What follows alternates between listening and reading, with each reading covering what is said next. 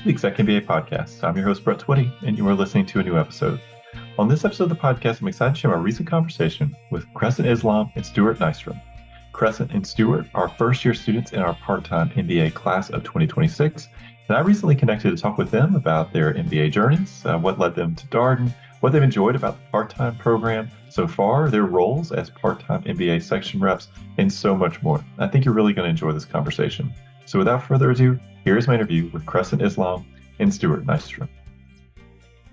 Stuart, Crescent, welcome to the podcast. Thanks for having us. We're excited to be here. Yeah, great to have you here. Stuart, how is everything going? How are you doing? Thanks for asking. Yeah, things are going pretty well. Just finished up our first semester of classes, had a little bit of career exploration session led by the career services team. And we're just getting into our third quarter classes. But on a personal note, I'm pretty excited. I'm expecting a baby boy with my wife this April. So got a lot of good things to look forward to this year. Yeah, absolutely. Congratulations. That's very exciting. We just had a student from the part-time MBA class of 2025 on the podcast, Kirby Landon, and she gave birth during her first year in the part-time MBA program. So a new addition to her family, and they just celebrated her daughter's first birthday. So very, very exciting. So congratulations to you and your family. I want to ask you quickly, you mentioned the career exploration event. That was part of the professional advancement course that you took during J-term. How was that? How was that course? Did you enjoy it? Yeah, I enjoyed it a lot. Coming in with MBA, you typically think about, okay, am I going to be a switcher or a climber? And to be honest, I think I learned a lot about a third option, which was entrepreneurship. It was something that I was pleasantly surprised to learn as a career path once graduating Darden. And so I thought it was very good to see different alumni in different industries, right? And you can kind of network and see, hey, could I do that? Or I didn't even know that you could do this in that industry. So it was very, very informative for me. All right, Crescent, how are things with you? How are you doing? Thanks for asking, Brett. I'm doing well. I think myself and the class came back from the holidays refreshed and ready to go. We're recording this here in late January and working through Q3, which has several quantitative classes, so a new challenge there. But we're enjoying winter and a few snow days here and there, and I think things are going swell. At quarter three is accounting and decision analysis, correct? Yeah, that's right. So new set of professors, and some big Darden personalities. Yeah, you've got Justin Hopkins and Robert Caraway, is that right? That's correct, yes. All right, then, I was saying to some of your classmates, the executive MBA students also have what you would say is a quant heavy quarter three in their first year of the program. They take accounting, finance, and leadership communication at the same time. So everybody is taking quantitative courses right now, it seems like in the professional degree programs. Although I will note your second year colleagues in the part-time MBA class, so in the very last quarter of their core, they're taking operations, the second part of the operations course, and business ethics. So maybe a little less quant, but still some for them. So thank you both for coming on the podcast. You're both leaders in your class, the part-time MBA class of 2026, and wanted to have you on here to talk a little bit more about your experience. So Crescent, tell us more about your background. Who are you? What do you do? And well, tell us your story. Sure, absolutely, Brett. This is a callback to our admissions interview from a few months back, almost a year now. So hi, everyone. My name's Crescent Islam. I'm originally from upstate New York, the Adirondack region. I'll often joke in class and call it almost Canada. I was right near the border up there. Grew up in a small college town. Went on to do my undergraduate at Clarkson University in chemistry. Enjoyed school, wanted to keep going. So actually, that's how I found myself at the University of Virginia, doing my master's in material science and engineering, where incidentally, I lived in the North Grounds neighborhood, very close to Darden's main campus. Several of my roommates were at the time full-timers in Darden. And that was my first exposure to the program and what a more prestigious full-time MBA look like? Versus previously, it was more of a one-year add-on, perhaps to a different degree program, maybe online, maybe not. That program, that class, they kind of adopted me. I got to go to some events. And then from then onwards, I was fixated on knowing that at some point I want to come back for this. And here I am now. So from a work perspective, after finishing up my master's in material science and engineering, I took a gap year, probably the most enjoyable year of my life, backpacking around Europe, coast to coast road trips, helped my parents retire and move. And then I found myself out in the Hampton Roads area where I worked as a materials engineer for a major naval shipbuilder and was exposed to a union manufacturing environment and had the opportunity to work on aircraft carriers and submarines. And in the last year, I have moved up to the DMV DC region and joined a consulting company where I'm now doing program management work related to naval shipbuilding. All right, Stuart, coming to you with the same question. Tell us more about who you are. Who are you and what's your background? Yeah, thanks. Hello, everybody. My name is Stuart Nystrom. I grew up in Maryland, the Maryland area, and went to school down in Florida, where I studied chemical engineering. And I used that degree to get into a sales engineering role in the chemical treatment industry. Um, for work, what I've been doing the past 8 years is providing consultative um, uh, services and solutions to customers to help them reduce their water use through some of our automation and specialty chemicals. But really, it's all about helping customers reduce their water use. You use less water, you use less energy, smaller carbon footprint, and so help companies reach their sustainability goals in a profitable way. So it's been very rewarding, and uh, been very fortunate to and work in a broad network of industries, whether it's oil and gas, healthcare, hospitality, leisure, and government customers. So it's been very, very good ride for me from a career standpoint. Um, so yeah, it's been a good ride. All right. Well, thank you both for walking us through your respective backgrounds. Stuart, I want to come to you first with this next question. How did you decide to pursue an MBA? How did you know that that was the right next step for you? I think it probably started back when I was deciding my undergrad as a chemical engineer. I knew I was interested in engineering and chemistry. Um, and going through that program, I noticed I was missing some of those business principles. And I know at one day in my career, I'd want to be able to leverage my engineering background in a way that could probably scale the impact I can have in the world society. And so I always knew that one day I wanted to do an MBA. The only thing for me was I wasn't sure what the timing was going to look like for me, right? Do I do a residential or executive one day? And so I kind of knew early on, but actually last year when I was at my birthday dinner with my wife, I was talking through, should I do an MBA? Should I not? And I told her I think next year I wanted to start to apply and work with that process. And she actually said, "Why would you wait? Apply now." So I'm definitely indebted to my wife for encouraging me to apply when I did. And so I think it was something I always knew I needed, but I had a good support system that encouraged me to do it at the right time. Was it something about engineering, maybe being more technical and business, obviously being sort of a complementary skill set to that? I mean, how did you decide? I mean, what was it specifically about the MBA that sparked for you? Yeah, good question. I think it really I saw myself in my engineering industry as more of an individual contributor, and I kind of saw some challenges that kind of stemmed from business problems, right? Sometimes when you're working on an industry like sustainability, one of the biggest things comes back is saying, yeah, that feels good, but there's some limitations on operationally how we can get it done as a company. And so I thought pursuing an MBA would help me develop those leadership skills to be able to guide some of those strategic initiatives through an organization, but also have the financial language and skills to make sure that what we're doing on the ground actually makes sense and actually delivers value. Well, Crescent, you mentioned you had exposure to Darden's full-time MBA program through some of your friends when you were in Charlottesville for your master's program. How did you land on an MBA as being the right next step for you? What led you down this path? Yeah, I would say from somewhere in the middle of my undergraduate, where I shifted from pursuing medical school to more of the private industry corporate world. I knew I wanted to work my way up in industry, and an MBA was a key step of that.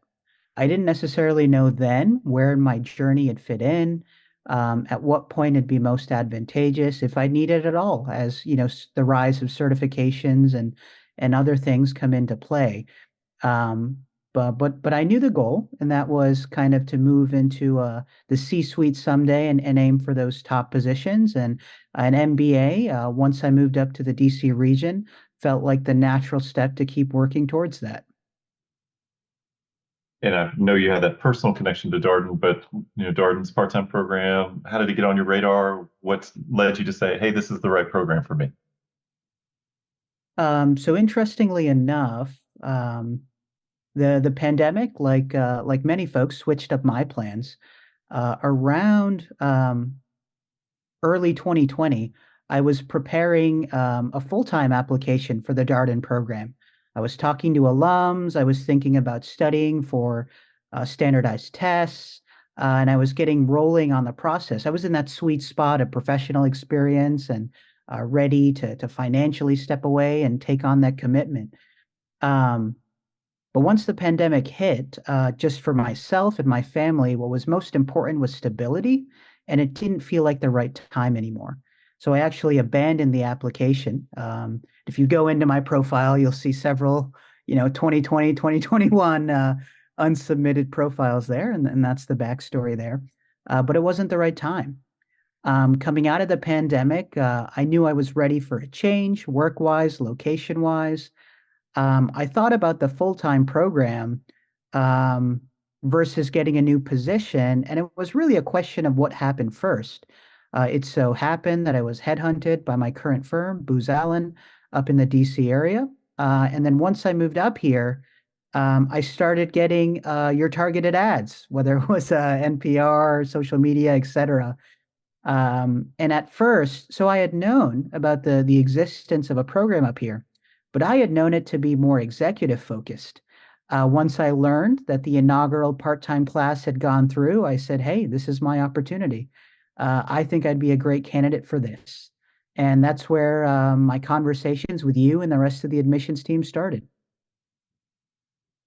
So, Stuart, you had that conversation with your wife at your birthday dinner that why wait? Okay, so maybe now's the right time. But how did you land on Darden's part-time program as the right program for you? I gotta say, it's a little bit embarrassing for me. It was always really liked UVA as a kid because of the sports programs. Growing up watching lacrosse or basketball, so being from Maryland, I always knew that that was right in my backyard, and I enjoyed watching that. So had always been influenced by what a great school UVA is as a whole. But when it came down to the part time for Darden, what I really liked about it is I wasn't quite ready for. I wasn't in a position to do a residential, right? Stop working for 2 years and move down to Charlottesville. Um, but I didn't think the executive was quite right for me because I really enjoyed that learning environment. I thought that part-time program is really that hybrid between that residential and executive where you get to be in person with your classmates in the DC area. And you also have the flexibility for pacing to adjust for what life comes at you. So I thought the part-time MBA at Darden was really, the format was really attractive. And then the rigor and the skill set you learn from Darden, attending one of the case studies. Once I sat in one of those case studies, I knew that this was going to be a really transformational learning experience for me, and I knew that that was going to be the right fit.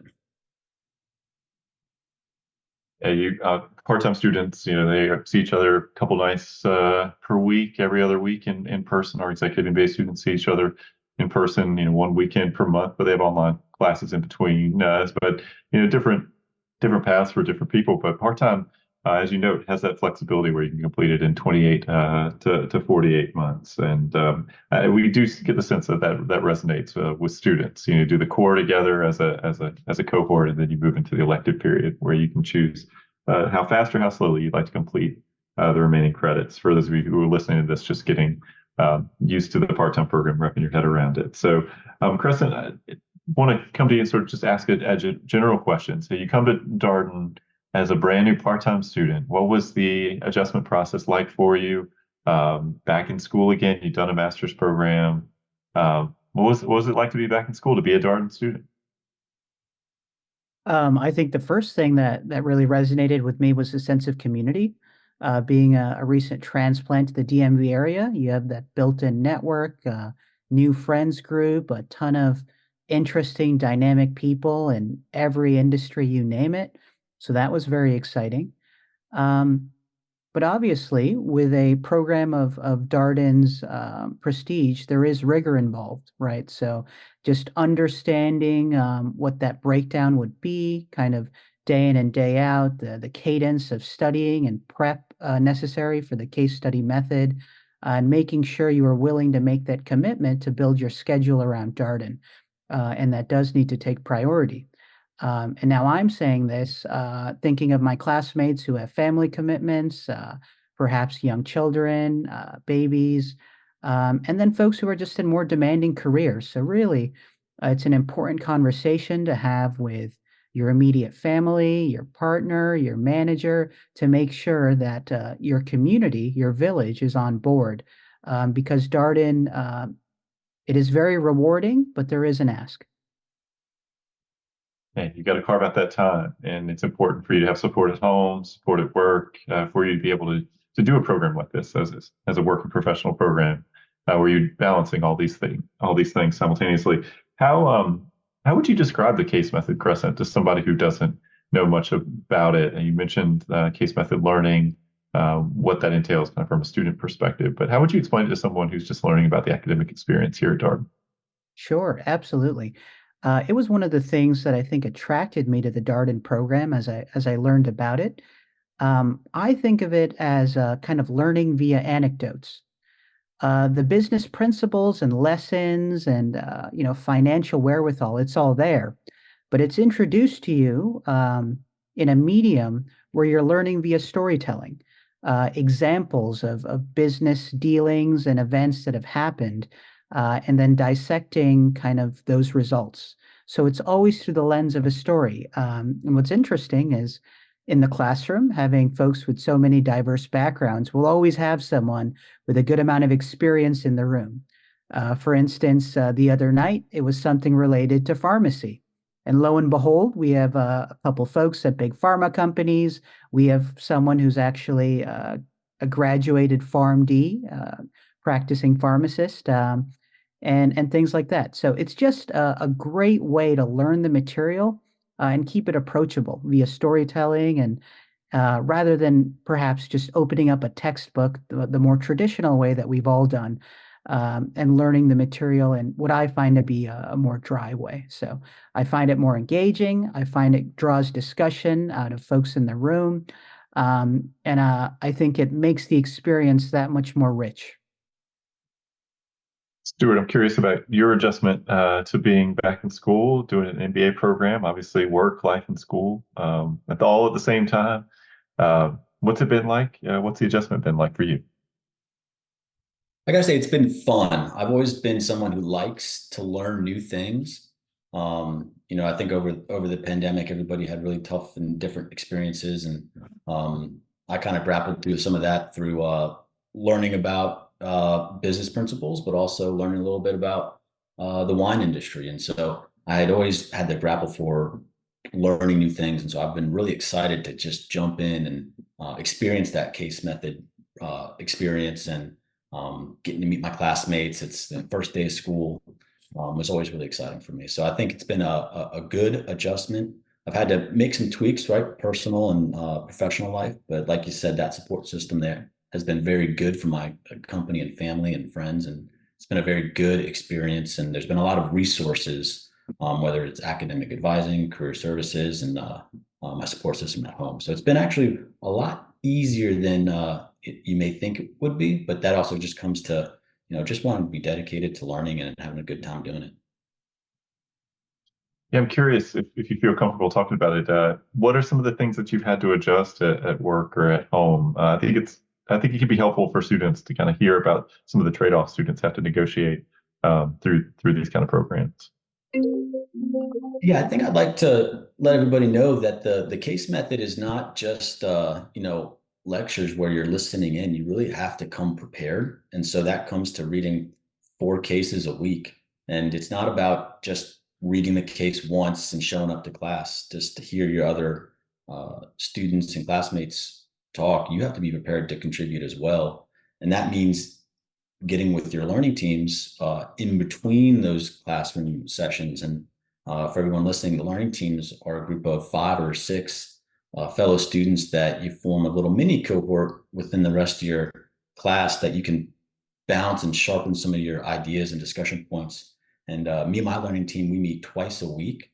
We meet Sunday afternoons at 4 o'clock for about an hour to discuss our Monday cases. And then we meet Wednesday night at 8 to 9 o'clock to discuss our Thursday cases and part of class preparation. So I've had to sacrifice some Netflix binging, and I've missed some sports games in the evenings, but it's definitely been a rewarding experience because everybody's bought in, right? Everybody's given the same amount of effort, and having a lot of support from my wife and family. So it's been definitely, like Crescent said, it's been rewarding, but there's an ask to show up prepared for class.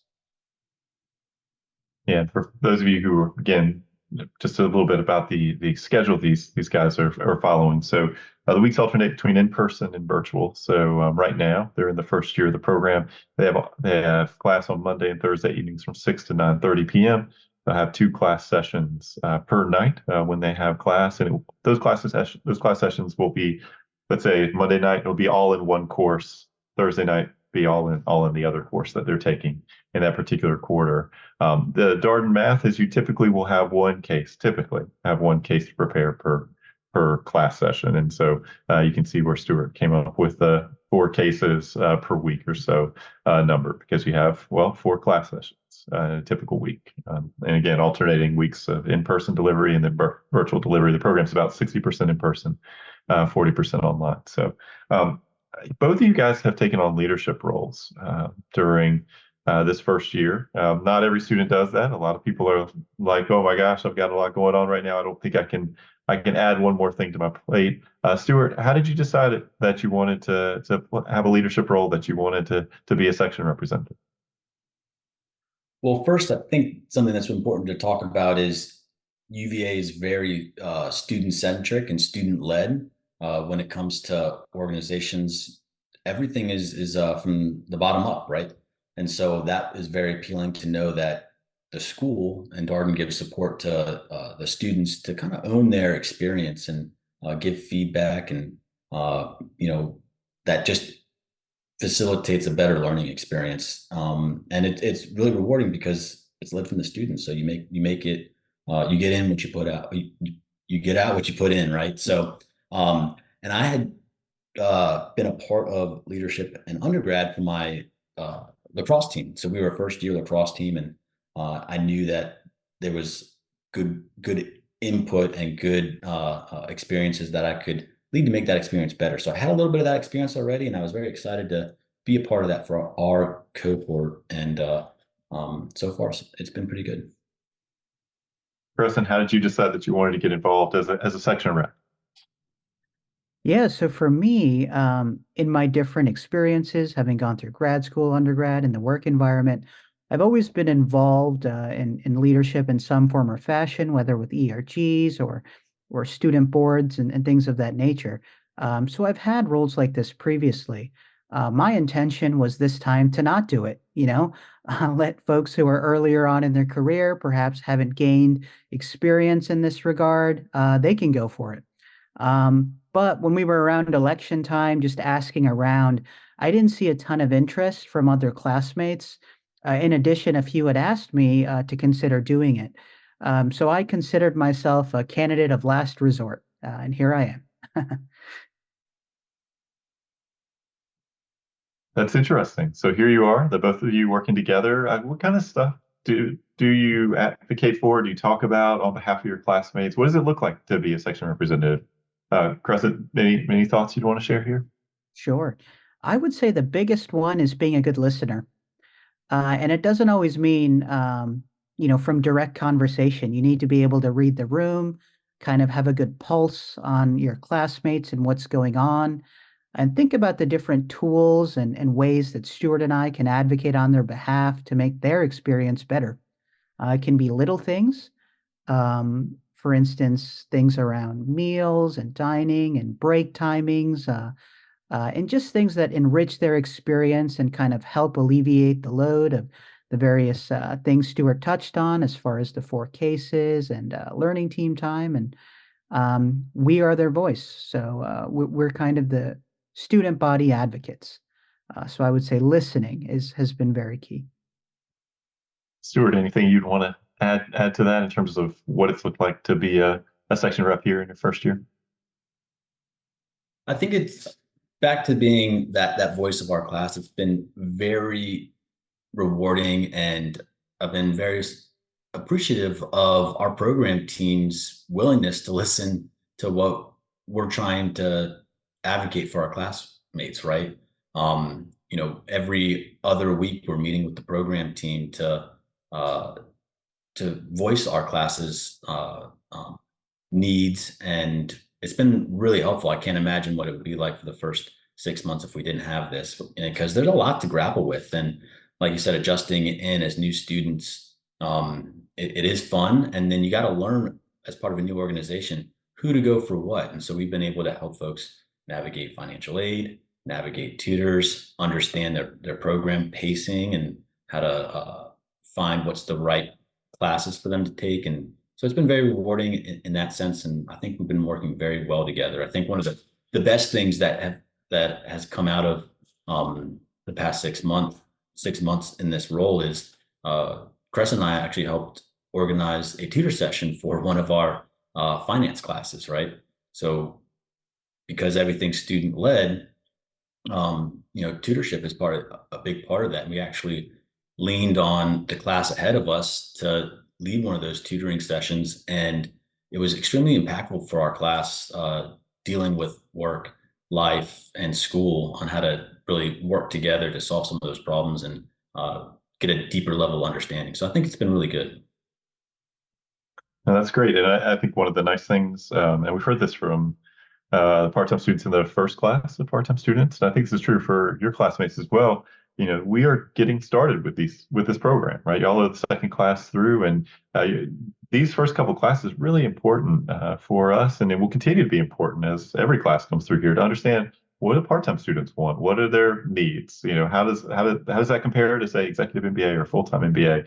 The first couple classes have really been helpful in educating us around this student population, the unique needs, unique interests, and every class wants something just a little bit different than the prior class. And so these are always important conversations. Students very much partners here at the Darden School. So I'm curious, Stuart, is there a favorite memory that you have from the program thus far? I recognize you're only in quarter three. You're about 5 or so months in, but a favorite memory, something that stands out from your time?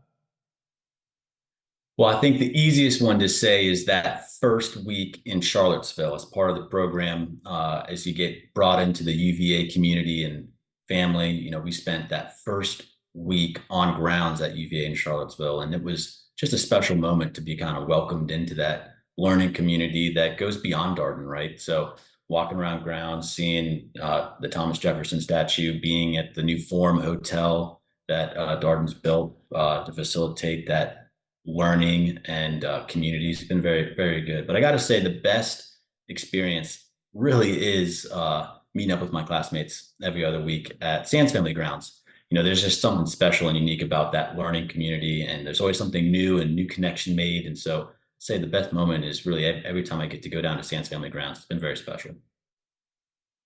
All right, Crescent, you have a favorite memory thus far? Yeah, I would echo what Stuart says. The best moments are the ones we get to spend together. Like Stuart mentioned, that R1 residency experience in Charlottesville was incredibly special, especially the last few nights when things were a little more lax and we were winding down. The class had gotten to know each other, folks were comfortable. Another I would add is our breaks. In between the two classes, we'll have a 20, 25-minute break as a bio break and snacks, and everyone will kind of get together in the hall organically and kind of start up conversations, see how folks are doing. And those are kind of the organic special moments that we have just to kind of interact on the fly and be spontaneous and spend time together. Yeah, it's always nice. We have visitors come for class visits, and I think it's great because in that class visit, you get to have dinner with the students, typically a meal from 5 to 6 before class starts. You get to sit in on a class, observe the case method in action, and then you can even hang around for about 15 minutes or so after class and talk with the students informally as they have their break. And if you're starting to get the impression, yes, you're not going to go hungry in this program. There is quite a bit of food, pretty good food, I think. So I'm curious, Yeah, Crescent, what are you looking for? Yeah, go ahead, I Stuart. was gonna say it's always funny seeing all the snacks laid out. You always see somebody taking a picture of all the different options, whether it's the Swedish fish, the chips, or it's a great smorgasbord, and everyone really likes that. Well, Crescent, I'm curious, what are you looking forward to in the months ahead? Um, Definitely summer and some warmer weather. But along with that, I think the warmer weather is just more conducive for folks to kind of get together after class. One of the other great traditions we have here as part-timers is in the evening after our in-person classes at Roslyn, we'll go and patronize a local bar or watering hole and get together. And a little tougher when the weather's colder. So definitely looking forward to patio season again. I think that'll be nice. I like that idea, patio season. All right, Stuart, what are you looking forward to in the months ahead? Yeah, Crescent hit the nail on the head with that one. We have fun during the program. There's a lot of rigorous schoolwork and a lot of sacrifices you make, but I think we have a very good part-time student association that is planning a lot of cool social events. So actually, this weekend we have our first ever winter ball that we're going to be able to meet each other's significant others, friends, and that's going to be a lot of fun. We have a wine tasting coming up. We just have always some fun stuff planned ahead. So I'm really looking forward to that winter ball this weekend. That's gonna be a lot of fun. Yeah, I think I'm going to stop by for maybe an hour or so. I don't think I'll be there for the Oh, great. full thing, but y'all were so kind to extend the invitation to staff members. So I would like to see it. It's over at the wharf, right? Do I have that right? Yep, that's right. Yeah, we got it in the wharf. It's gonna be just beautiful looking out on that waterfront.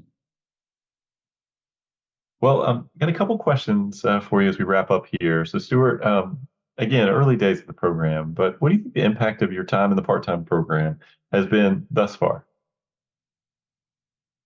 Well, I got to say one of the best selling parts of the part-time program is that I get to use what I'm learning in class on the job right away. And so I have a few direct reports, sales folks that I lead, and getting to explain to them things that I'm learning in Darden helps hit home some of the decisions our company is making and helps our team buy into some of those principles that we're learning.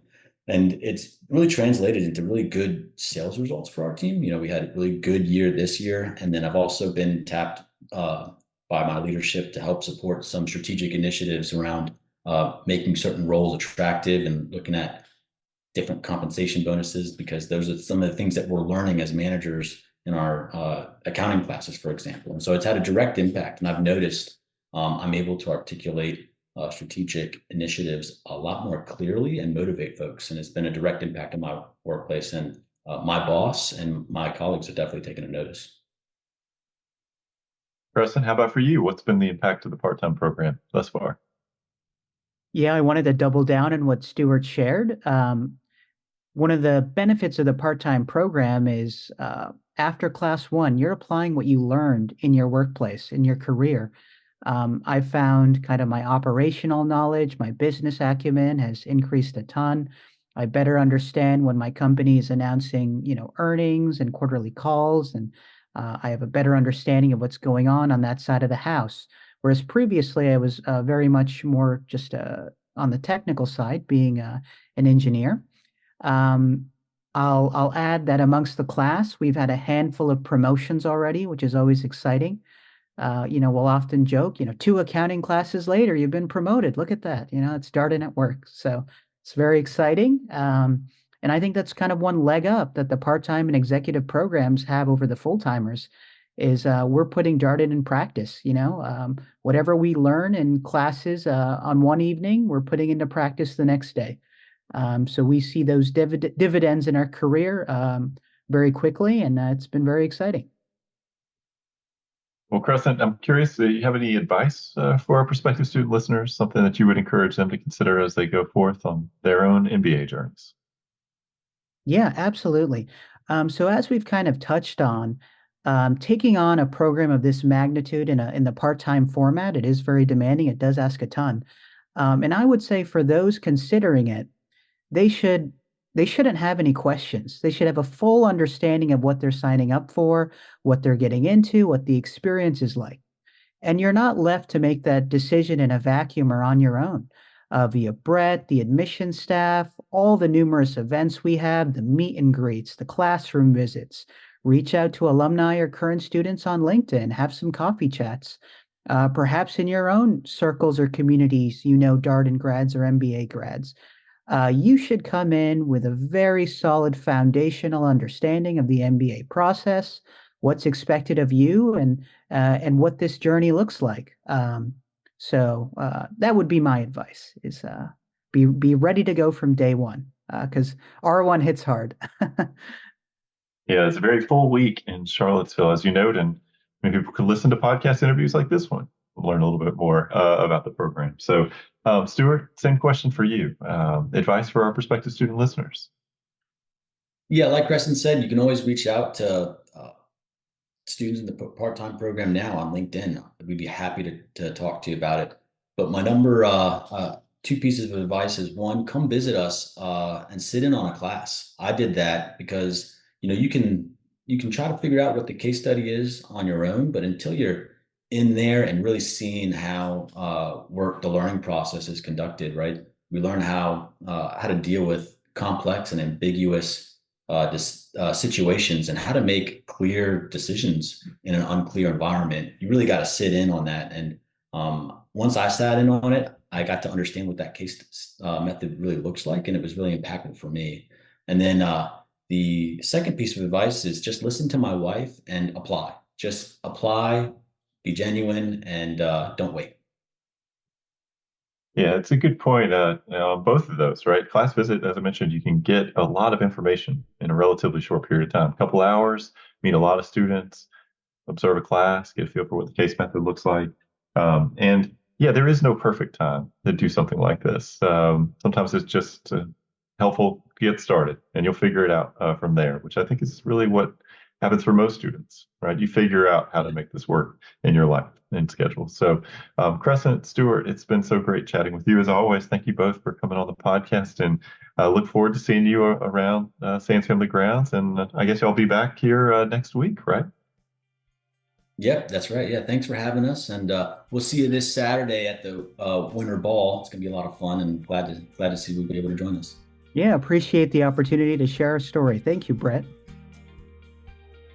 And that was my interview with Crescent Islam and Stuart Nystrom, two first-year students in our part-time MBA class of 2026. As always, if you have comments, suggestions, requests, anything you'd like for us to cover here on the podcast, we're all ears. You can reach that exec, that's ExecMBA@darden.virginia.edu. Till next time, stay safe, be well, and thanks for listening.